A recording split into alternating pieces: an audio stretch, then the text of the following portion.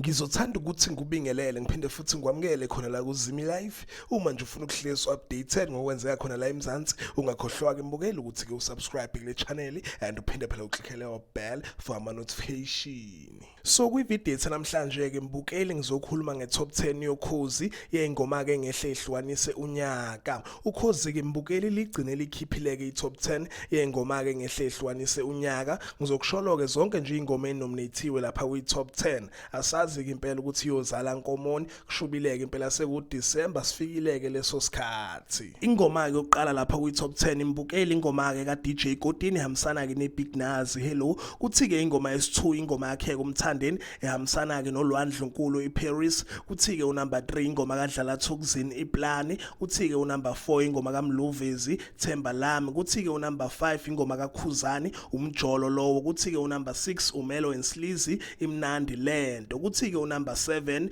uAndile kaMajola konke. Kuthi ke unumber 8 uHurricane hamsana ke noMaster KG Dubula Dubula. Mase kuthi ke number 9 uDumi Mkokstad angimbonanga. Mase kuthi ke number 10 uyena ke uChaos ufunani. So injalo ke mbukeli yizo ke lezi ingoma enominatiwe for iSong of the Year. Ungakhomenta ke lapha ezantsi ungitshela ukuthi ke wena ucabangani ngayo le top 10. Ngabe ke ishaye khona na or iyakubhora wena le top 10 yeSong of the Year yakhona ke lapha ukhozini, and ungitshele ke futhi ukuthi ke wena ucabanga ukuthi yipi ingoma ezowina kuyo ke le top 10.